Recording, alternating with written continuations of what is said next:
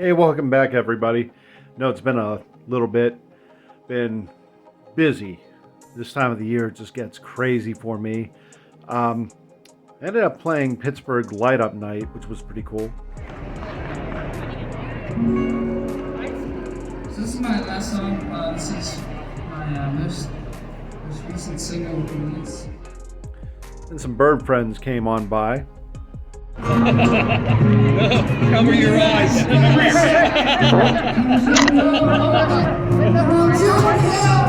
Then we met one of Santa's helpers. So hang tight and get ready to see that tree light up tonight. All right? Can we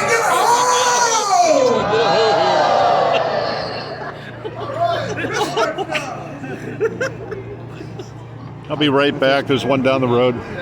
Oh my gosh. Oh my god.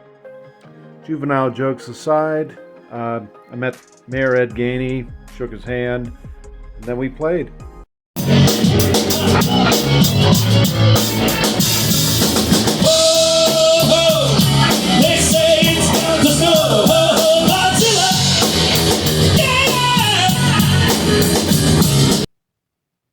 Wait, what is a Clawzilla anyway?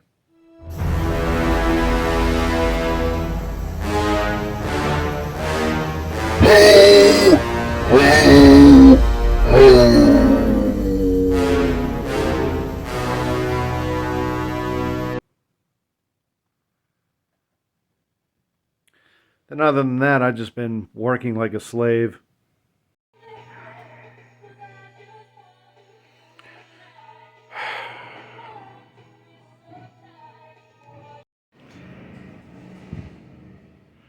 C'est la vie.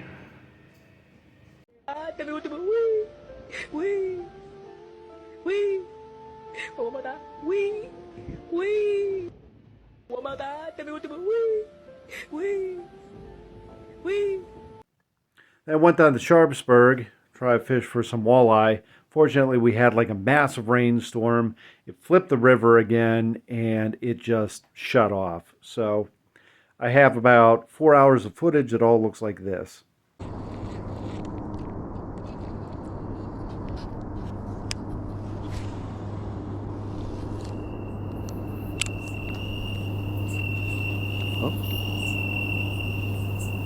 So I've been looking for somewhere real cool to go, and hold on. Hello? Do the annual clip show now. No, I'm not doing the clip show yet. Weirdo. How dare you hang up on me?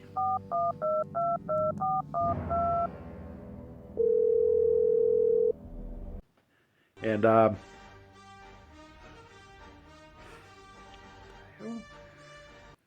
yes. Yes, I've been trying to reach you about your car's extended warranty. What's going on here? I don't know how they find my number. Evil. Guy sounds familiar, though. But, in any event, outside the river situation, it is trout season, trout extended season. Obviously, I just went down to Cannonsburg, and you know what? I had a moment of opportunity. I'm going back to Cannonsburg. No, wait. Since we're doing throwbacks, let's go back to season 1 style. When was the last time I did this orientation? Throwback to season 1. But it's about 12:30 in the afternoon. About 50 degrees right now, so not too bad. This is the warmest it's been all week. So I got Cannonsburg. It's well stocked. It's about 15 minutes away. Let's head down there and catch some dinner.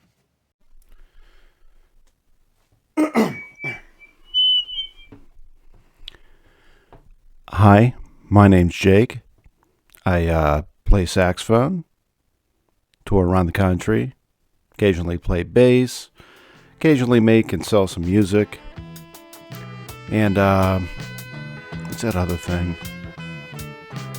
Oh, yeah. I also really love fishing.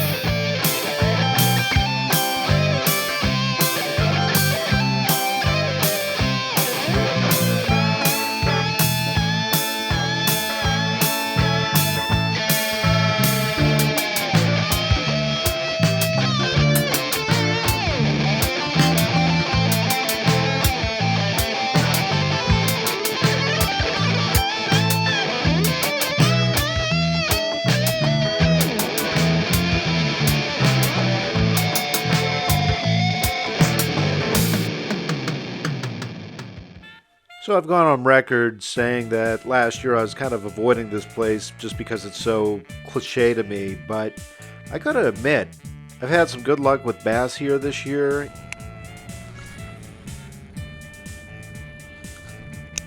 right through that weed pile. Not ideal. Not with the crank. Oh, with 30-pound braid, I'm not too worried about it. Holy crap. He swallowed it.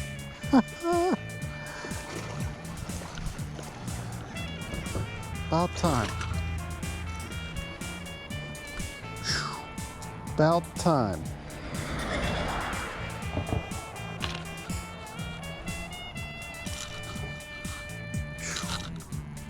Wow. First one on the bait caster. Was a bit of work. And it's probably the best stocked trout lake in the Pittsburgh area, at least for the past 2023 season. So here we are again, looking for some dinner fish.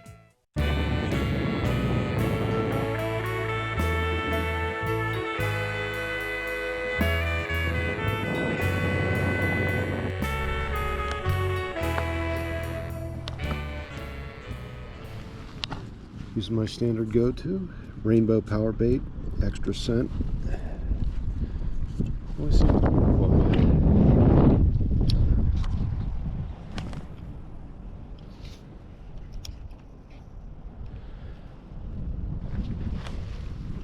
A lot of wind today. Actually got some icing over here. Winter's coming.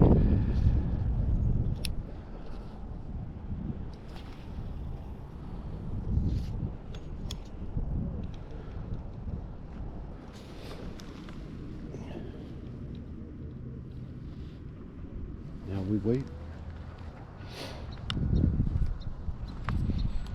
Meantime, I think I'm going to do some jigging. See if there's any bass still active in there. They're going to be pretty lethargic right now. So maybe a stick bait, just drag it across the bottom slowly. See if we could attract their attention. You know what I'm going to use?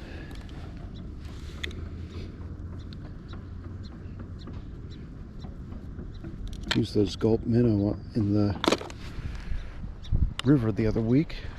I'm gonna try those again. The Ned rig.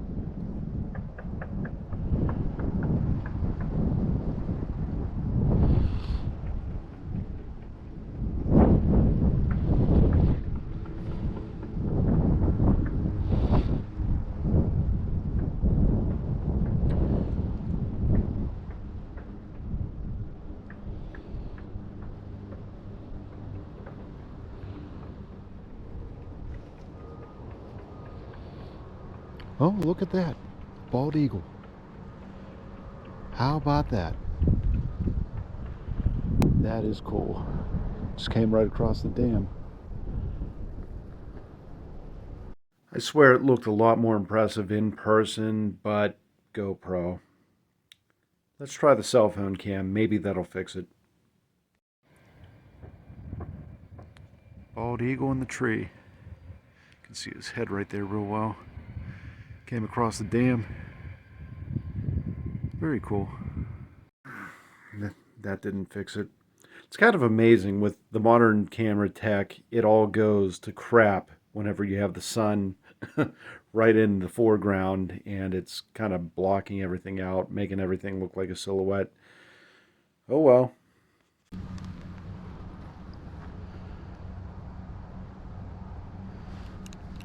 No, that's a fish.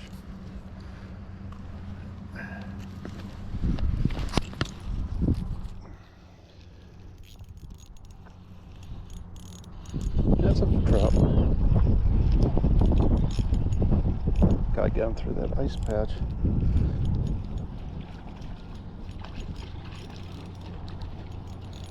Come on, buddy. Nice rainbow. Wow.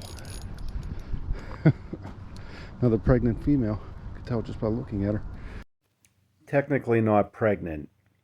At this point in time, the females start producing eggs, and at least last month, and as I confirmed later this month as well, the eggs don't have the membrane around them yet. They're just loose eggs. They're getting ready for the early spring spawn, well, late winter, depending on when the males are introduced. But basically, they nest, they lay their eggs, then the males fertilize them using their milt. Milt, that's the fish term. And then the eggs come to life, and little fingerlings hatch out from there. Well, fry first, then fingerlings. The life of a fish. I learned this from Wikipedia.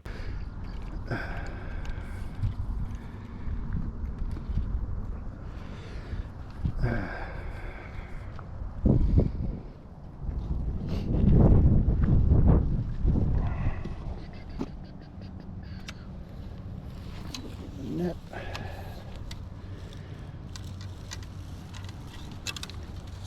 Yeah, these days I just flip them. Okay.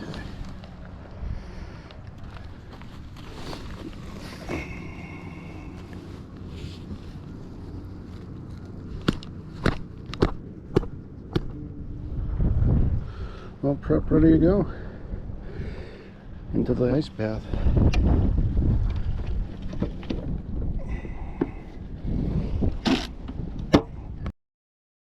Frequent viewers to the channel already know my technique. I prefer bonking the fish over the head, killing it dead, then slashing out the gills with my knife, and then throwing it on the ice bath. This is the quickest way to kill it, most humane, that way it's not dying on the ice and slowly dying. And it prevents cortisol levels from building up in the fish's meat, which ruins the taste and is basically a stress hormone. Tastes god awful. It's a terrible way for the fish to die. Just kill them quick. A little wind today. Just a little. 40 mile per hour gust, I think. 30, 40 mile per hour gust. Rods are going everywhere. Keeps tricking me into thinking I have bites, but beautiful day otherwise. Oop. Still one. Still nibbling. Still nibbling. Still nibbling. He's making a run. Keep.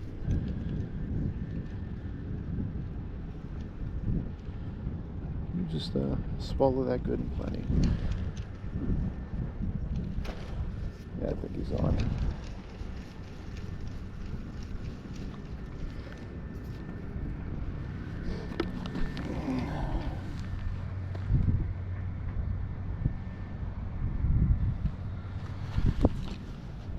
Got him.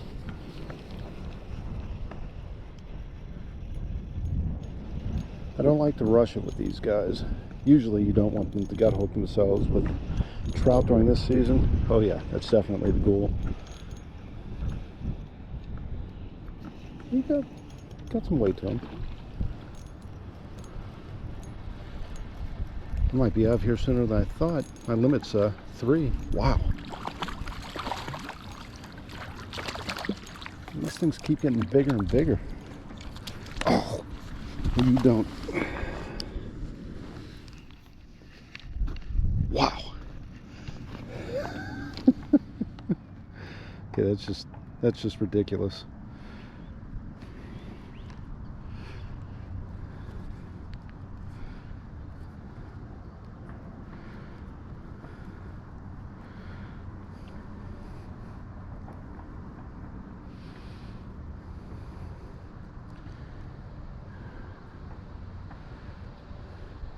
This is just getting stupid.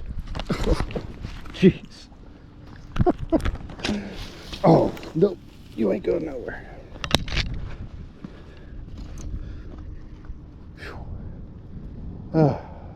These are getting bigger and bigger. It's like freaking steelhead out of here today.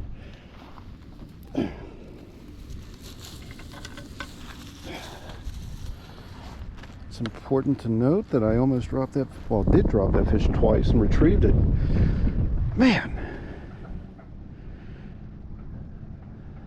Jeez.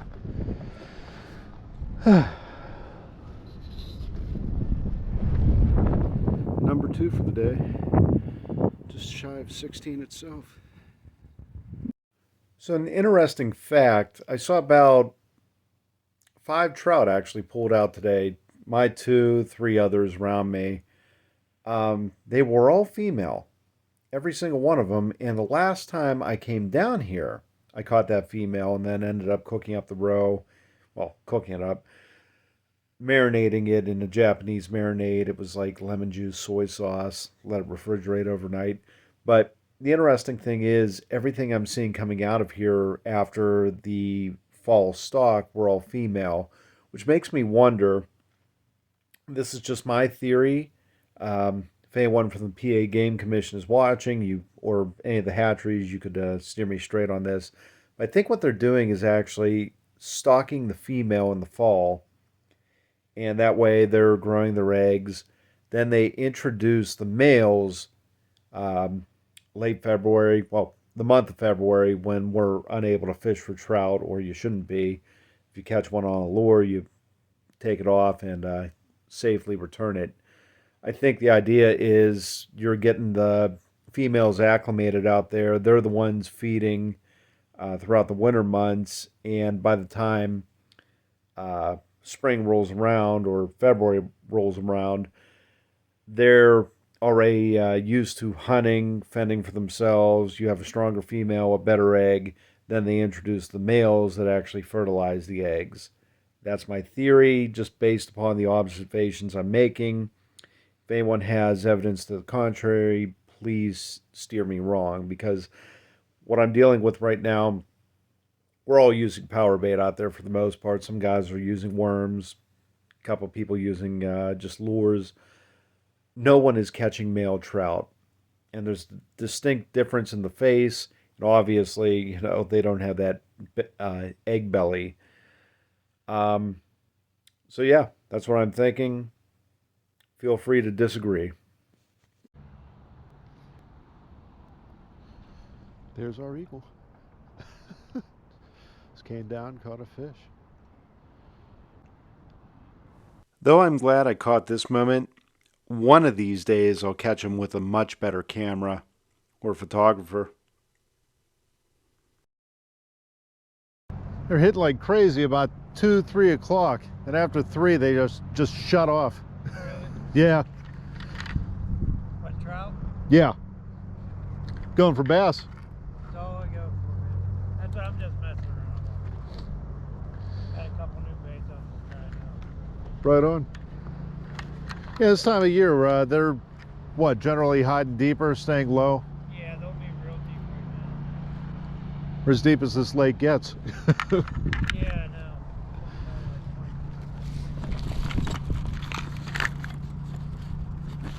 Some nice ones in here though. Caught a 4-pounder on the other side of the bridge over last spring. I got a 7 under here this year. It was Wow. the biggest one I've seen out here. He was nice though. I caught him actually down below there. Biggest one I've caught up here is 5. Still, man, those are big fish for PA standards. I know, yeah, it was, man. Especially up here, like I said. Cross Creek, I usually catch them around 7. Oh yeah, Yeah. that place is awesome. I love it down there. And that reservoir forest too. It's been, I was up there last year, yeah. Me and my buddy usually go right around like that power station area. Yeah. I've been putting my boat on it recently, my kayak. Cracks me up, it's like, no fishing, no fishing, no fishing. Then you catch a cop up there like, oh no, we don't care, keep the ecosystem going. Like, So they said they're going to start charging for that one, I guess. oh really? Just like they did 3. I guess you're going to have a permit or something. That makes sense. Yeah. They've been stalking it. So, Have yeah, they're trying to get a whole ecosystem going in there. So they're actively stalking bass. Yeah, the bass have been amazing out there. Like I said, I think they're great out Not too many people fish it. Those signs keep everyone away. there. They do. They do. It's either that or the kids are partying down Yeah. there. I always get the kids partying down there. I'm happy they put rainbow in here this year. I think the bass eat rainbow a little more. Oh, yeah. Yeah, there's brown. They put brown in here last year, and I just the fishing. Like I said, I wasn't catching as many big ones. They stalked it like crazy over the springtime. Yeah, get- I don't know. I just don't know if it was because of the brown or the rainbow. It seems like when they put rainbow in here, it seems to do a little bit. Oh, yeah. Surprised I didn't come across any crappie in here this year. Down there, some people were catching some. Usually the opposite end. There's loons that have been around. I don't know if you've seen them. Yeah. I don't think they're called loons, but yeah, they've been really messing things up. Oh, okay. Eating all the fish under the water. There's an eagle actually hanging out in those trees over here. I caught him on film. So there's been a falcon up here the past like 3 months. Okay. I don't know. I haven't seen the eagle since that falcon's come. Oh, he was here. I Just- didn't even know we had falcons. Yeah, they're rare. They there's a lot of them that roost in the city, Yeah. right in the skyscrapers. I've never seen them. No, usually it's the osprey around here.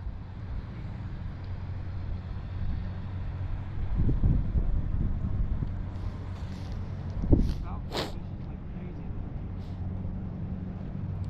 He always does more than heck. I was just hanging out with the Chinese guy and he was telling me those eagles were eating his chicken. Oh, yeah. Oh, wow. Crazy. It looks like they usually go after the rainbows around here. Guess easier for them to see. It might, yeah, it must be.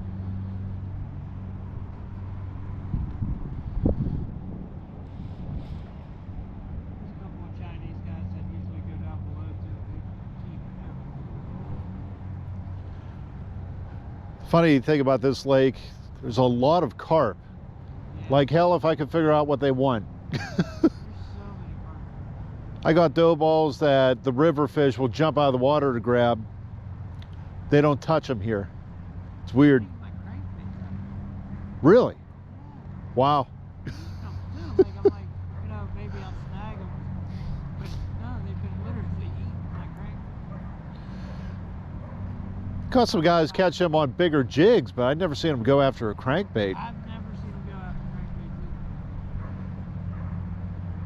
I got like 5 of them. Like I said, Hey, a fish is a fish, and that's a good fight. yeah, no fun. Get you all excited though. I think you got like a fucking 20-pound fish.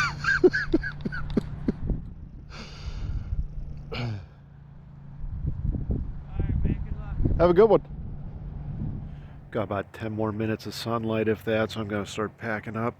It was weird. Everyone was saying like 2, 3 o'clock, they're all banging one after another. After 3, they just shut off. It's about 5:20 now, and I've seen one fish pulled out since. And it wasn't mine. But, I mean, I'm not leaving empty-handed. One short of my limit for the day. And it's not a terrible haul. That big one's gonna stuff me like a pig. One last time before I cut off the heads, get them sealed in bags. I'm not cooking these till tomorrow, but man, I'm sorry. The first one was about 12 inches. I don't know where I got 16. It's been a long day. Sorry. Tried eyeballing it, then pulled out the measuring tape for the second one. Like, oh, that's what 15 3/4 looks like. I see. It's not like I have that measuring tape on me at all times, or, you know, it's built into a scale. I got 2 scales. I think I'd use them. Oh well. I'll give a quick run through of everything that I'm prepping, cooking, but we're going to get to the fun part, time lapse of the food actually cooking, because who wants to see anything else? And I could already hear people saying it, oh, farm fish isn't that good because blah, blah, blah, blah, blah, blah.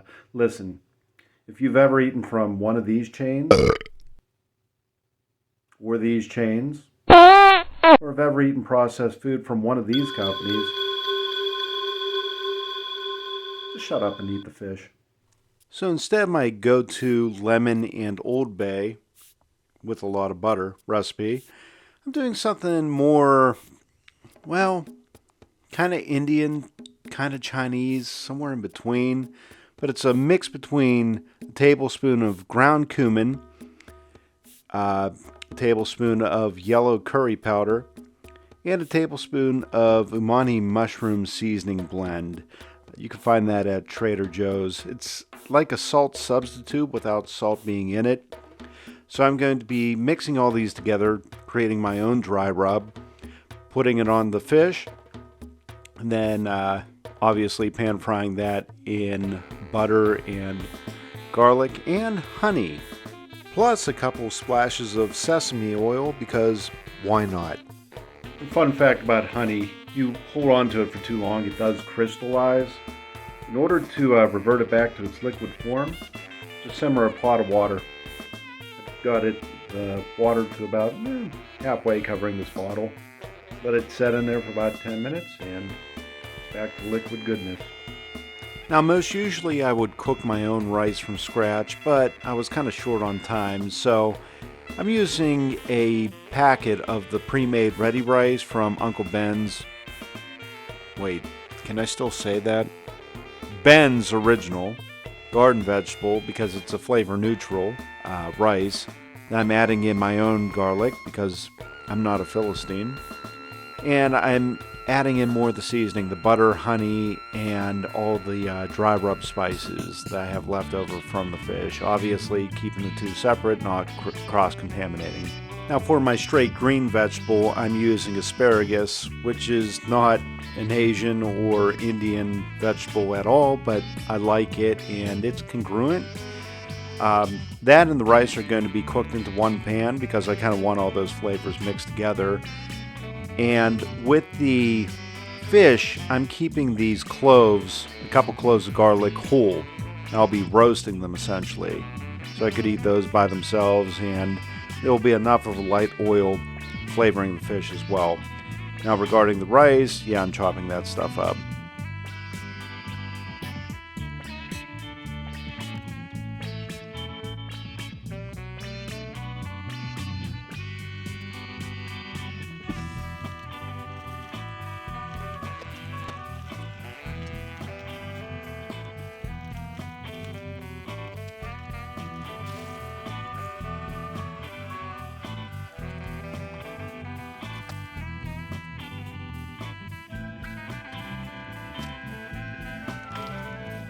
Oh yes, I haven't mastered the technique yet, but you can totally pull out the tail and skeleton all in one swoop once the meat is cooked.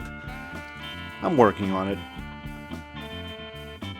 My girlfriend also ordered some Chinese the day before I made this, so she let me keep some of the excess chili sauce that she had.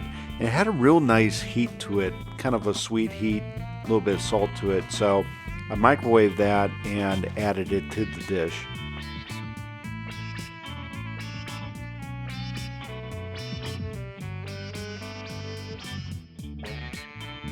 Now for the moment of truth.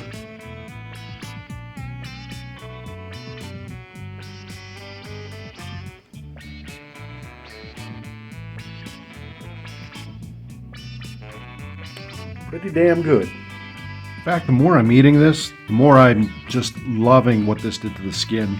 The honey, sesame oil, all that curry, cumin, it all baked itself right in there. So I think it's mostly the honey. It just crisped it right up, and it is just, wow, hit my mouth with flavor. So, I mean, if you like that Pan Asian thing, I highly recommend giving this a try. Presentation, I still have yet to pull out the bones in a way where I feel comfortable doing it presentation-wise. I know it's not that hard. It's another relief cut I'm missing in the meat. So I'll look into that, get better at it in the future. But I have mixed feelings about taking the skeleton out like that. In one sense, yeah, it makes it a little bit easier to eat. You could eat it faster. The other counter to that is you get a false sense of security because you still have the fin bones there, and those bones are soft, so they're more well hidden when you don't have the entire skeleton there to tell you where they're at. Kind of like the fin bones I just talked about. See, if I still had all the fish together, I know exactly where that is. So, something to keep in mind. I prefer eating them whole myself. Easier that way. They look better on the plate. You just take your fork and scrape it right off the bone. But in any event, no matter how many bones you may or may not be digging through with these fish, and there are a ton, they're delicious. And no matter how you prep them, they're delicious. I'm sorry, I almost forgot the most important thing. Remember that garlic we put in? Honey roasted, butter, sesame oil, cumin, curry. Oh yeah. If you never roasted garlic in different sauces, glazes, I highly recommend it. It's just amazing. Pan frying it like that, browning it, getting it crispy on the ends just a little bit. Softens up in the center. It's a real mild taste, much more mild than you would expect. But like I said, if you haven't tried it, stop everything you're doing, do it now. You'll never go back to that jar of crap again.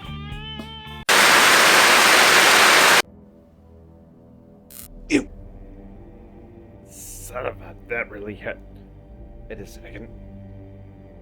I've created electricity. I've created electricity out of my bare hands. At last, the Sith will regain power over the galaxy. And we will have